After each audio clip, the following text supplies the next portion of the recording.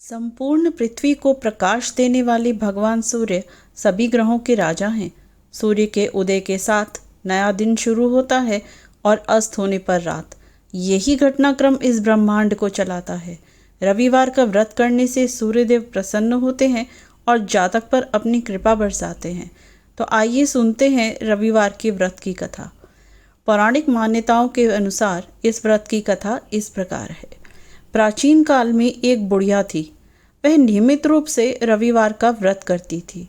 रविवार के दिन सूर्योदय से पहले उठकर बुढ़िया स्नान आदि से निवृत्त होकर अपने घर के आंगन को गोबर से लीपकर स्वच्छ करती थी।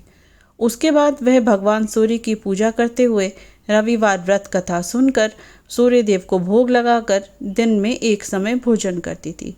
सूर्यदेव की कृपा से उस बुढ़िया को किसी प्रकार की कोई चिंता व कष्ट नहीं था।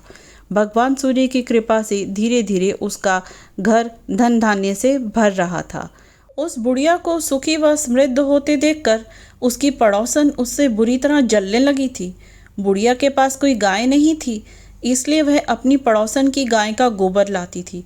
पड़ोसन ने जलन के मारे अपनी गाय को घर के भीतर बांध दिया ताकि बुढ़िया गोबर न ले सके। रविवार को गोबर न मिलने से बुढ़िया अपना आंगन नहीं लीप सकी। इस कारण उस बुढ़िया ने सूर्य भगवान को भोग नहीं लगाया और स्वयं भी भोजन नहीं किया। सूर्यास्त होने पर बुढ़िया भूखी प्यासी सो गई। रात्रि में सूर्य भगवान ने उसे स्वप्न में दर्शन दिए और उससे भोग न लगाने का कारण पूछा। बुढ़िया ने बहुत ही करुण स्वर में पड़ोसन के द्वारा घर के अंदर गाय बांधने और गोबर न मिल पाने की बात कही।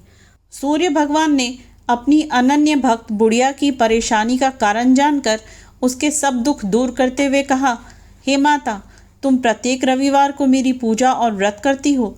मैं तुमसे अति प्रसन्न हूँ और तुम्हें ऐसी गाय प्रदान करता हूँ जो तुम्हारे घर आंगन को धन धान्य से भर देगी। तुम्हारी सभी मनोकामनाएं पूरी होंगी। रविवार का व्रत करने वालों की मैं सभी इच्छाएं पूरी करता हूँ। मेरा व्रत करने व कथा सुनने से बांझ स्त्रियों को पुत्र की प्राप्ति होती है। निर्धनों के घर में धन की वर्षा होती है। शारीरिक कष्ट नष्ट होते हैं। मेरा व्रत करते हुए प्राणी मोक्ष को प्राप्त होता है। स्वप्न में उस बुढ़िया को ऐसा वरदान देकर सूर्य भगवान अंतर्ध्यान हो गए। प्रातःकाल को सूर्योदय से पूर्व उस बुढ़िया की आँख खुली तो वह अपने घर के आंगन में सुंदर गाय और बछड़े को देखकर हैरान हो गई। गाय को आंगन में बांधकर उसने गाय को चारा खिलाया। पड़ोसन उस बुढ़िया के आंगन में बंधी सुंदर गाय और बछड़े को देखकर और जलने लगी। तभी गाय ने सोने का गोबर किया। गोबर को देखते ही पड़ोसन हैरान रह गई और उस बुढ़िया को आसपास न पाकर तुरंत उस गोबर को उठाया और अपने घर ले गई और अपनी गाय का गोबर वहां रख गई।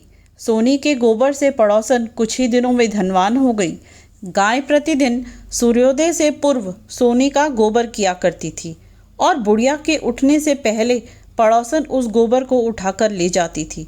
बहुत दिनों तक बुढ़िया को सोने के गोबर के बारे में पता ही नहीं चला। बुढ़िया पहले की तरह हर रविवार को भगवान सूर्यदेव का व्रत करती रही और कथा सुनती रही।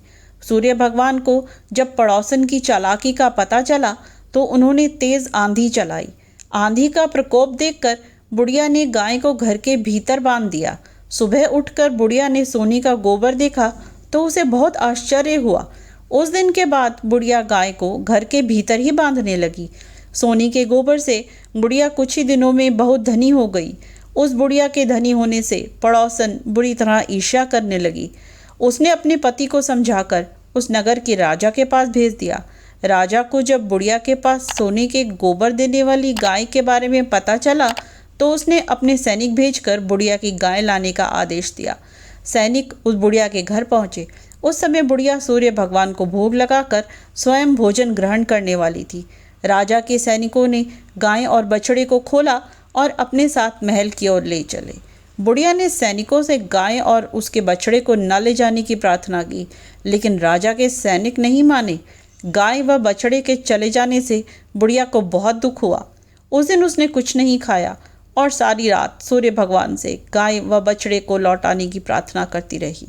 सुंदर गाय को देखकर राजा बहुत खुश हुआ और सुबह जब राजा ने सोने का गोबर देखा तो उसके आश्चर्य का ठिकाना ना रहा।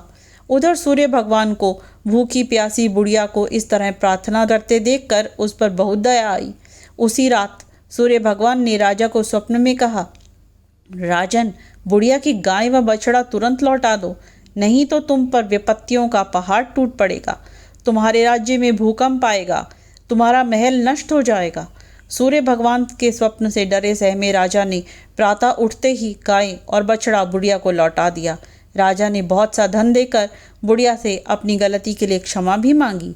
राजा ने पड़ोसन और उसके पति को इस दुष्टता के लिए दंड भी दिया। फिर राजा ने पूरे राज्य में घोषणा कराई कि सभी स्त्री और पुरुष रविवार का व्रत किया करें।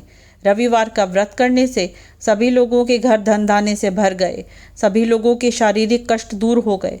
जिन लोगों की संतान नहीं थी उन्हें संतान की प्राप्ति हुई और राज्य में सभी लोग सुखी जीवन व्यतीत करने लगे। जय सूर्यदेव।